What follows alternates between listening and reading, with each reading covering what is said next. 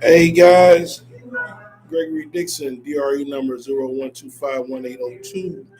I'm the go-to guy for all things real estate in Southern California.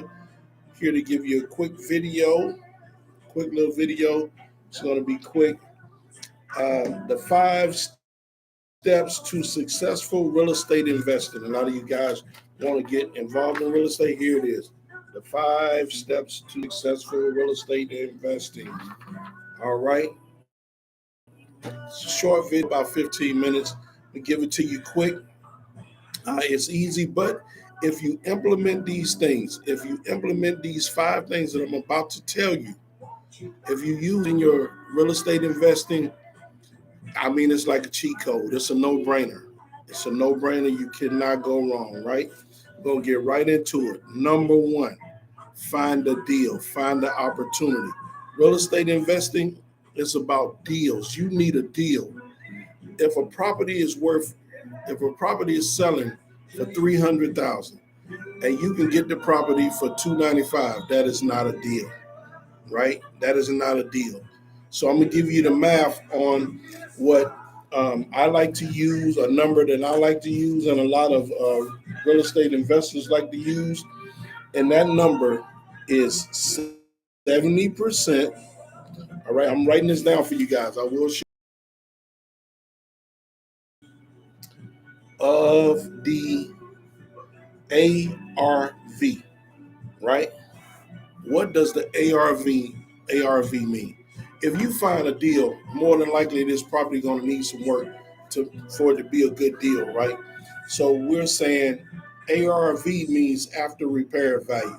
That means after you go in and you remodel it or you do whatever you need to do, you make this home ready for the real estate market, ready to be sold, ready to be moved in, whatever. It's ready. It's ready to go. There's nothing else to do to this home. This home is market ready. ARV, right? You want to be at 70%. So the home ARV is 300,000. You've looked at the comps. You've looked at other houses on the market. That property, square footage wise, bed and bath count wise, 300 is your magic number. That's the number you came up with. So your ARV, let's do the math. Get your calculators out. Your ARV, right? You got 300,000, right? You want to multiply that times 70%, right? So in order for this property to be a deal, you need to buy this property at or below 210,000 if it's going to be worth $300,000, right? ARV after it's repaired, after it's ready to go. You cannot pay over 210,000. Now, a lot of times there are deals out there. It's worth 300, and that property you can get it for 50. People think that's a deal. It's not a deal. When you go in, your remodeling costs, if you borrowed the money, the holding time on the money costs, right? If you're selling it, you got to market it, promote it, put it with an agent. Those fees, the cost of sale fees. So you need that 30% cushion. You need that 30% cushion. That's why you got to be at 70% or lower on the ARV. That's it. That's so you have to find a deal. You need a deal, not just a property because somebody want to sell it and you can get it. So, oh, I'm gonna get it. No, run the numbers. It has to make sense, right? And that brings us to our next part. That's called vetting, qualifying the deal. It's just a nice way of vetting is just a nice way of saying running the numbers. Listen. Tell you a secret. Women lie. Your mother lies. Well, maybe.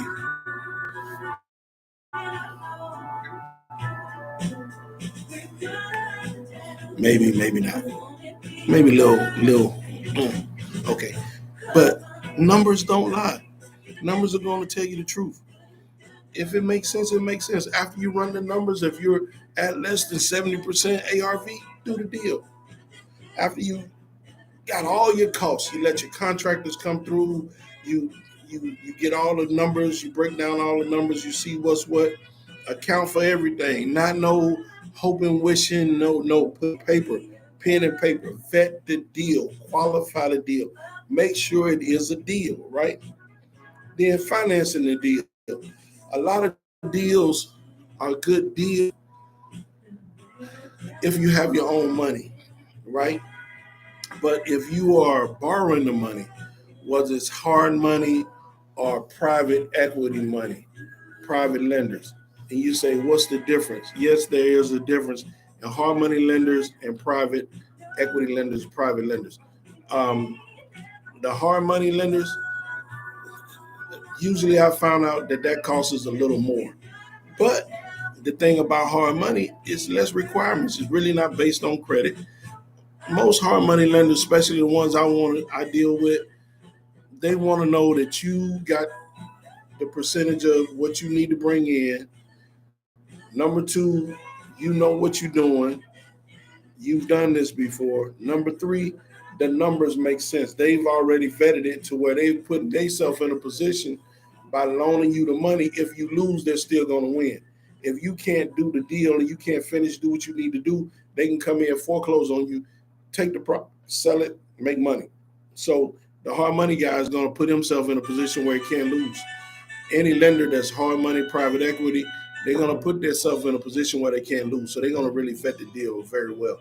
But if you've already done that, and a deal is a deal, and guys, stop thinking that um, you need to go get the money. You need to go find the money. If you got a deal and it makes sense and it's really a deal and it vets and you go through the numbers and the money will find you.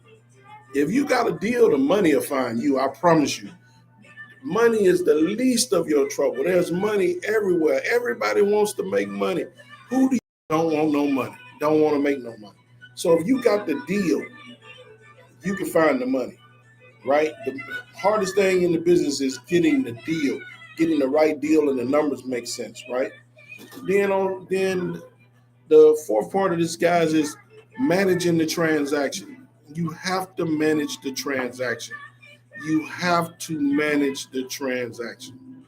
You have to stay on top of it from beginning to end, meeting with the seller to getting that done, depending on how you're going to do it. Are you going to buy it and flip it, buy it, remodel it, refinance it, hold it? Are you going to try to assign it? You got to be on top of this stuff. Time is of the essence. Great deals, everybody wants a great deal. You can't move slow. Can't move slow. You got to be bam, bam, bam. You know, follow up, follow through, follow back. You got to be on it. You got to manage the transaction, right? And get it in escrow as quick as possible and stay on top of the deal, right? Stay on top of the deal. Everybody complains when you call too much or you email too much, but when the deal closed, everybody is cool. So don't take it personal. Have thick skin, make the call, stay on top of it, right?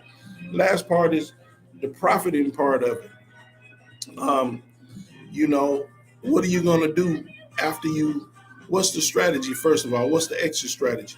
It's usually three or four different things people are trying to do. It's either buy and hold. You got a great deal. You're going to remodel it. You're going to burr it, which is buy it, remodel it, rent it out, refinance it, pull as much as you can back out of it, right? And then just repeat, do it over again, right? Or you're going to flip it. You're going to flip it. It's got to be like a cold shower, in and out. Because if you're borrowing the money, the longer you have it, the more that money is going to cost, and that's going to affect your bottom line or your profit. The longer it takes, if you're flipping it, especially with borrowed money, with the interest rate that they're charging right now, if you are doing it like that, you got to get in and out of there. 30 days, 60 days at the most. After 60 days, it might not even be a deal no more, depending on the cost of the money, right? So your profiting part of it, like I say, you either going to buy and hold, or you're going to flip, or, you just going to use that. You're trying to build your portfolio so you can put a package together and go and leverage into something bigger, right? And so that's the way it is, guys. That's it. The 5 steps to real estate success. The 5 steps to success in investing in real estate. Go over again. Find the deal. Number one, most important, find a deal, not a property that you can just get. A deal. It has to be a deal. And let's go over again what it takes to make it a deal. You have to be at 70% or less ARV, after repair value, market ready. You have to be in that 70% or less, what it's worth. All right. Vetting the deal, qualifying the deal, make sure the deal makes sense. Common sense. It ain't rocket science. Trust the numbers. Trust the numbers. Not your friend, not your broker, not your girlfriend, not your works on houses. Uh, Trust the numbers. The numbers not gonna lie, right? Right? Manage the deal. Stay on top of the deal. Just because you got a deal, no one should work harder for your money than you. So manage it. Stay on top of it. And then by staying on top of it and managing it, then you'll automatically know what the profit margin is going to be. Because you want to do this over and over. Real estate is not an overnight thing. It's not a genie you rub and laugh. Oh, it's three wishes. One, I want to be rich. Two, I want to be richer. Three, I want to be richer than that. No, number one vehicle to generational wealth. More millionaires and billionaires have been created with real estate than anything on the planet, bar none. It's number one. It will always be there because the earth is the earth and they're not making any more land, right? What's here is what's here. So now, that being said, stay on top of everything and you'll be fine. Stay disciplined. Stay disciplined. Follow the steps. Follow the 5 steps. You'll be great. Hope you guys enjoyed this video. It's Gregory Dixon, the go-to guy for deals, for real estate deals in Southern California. If you need to speak to me, reach out to me. Give me a call, 323-641-0717. That's the office number. You can reach me anytime. You can go to guy.info. Got any questions, any comments, reach out to me.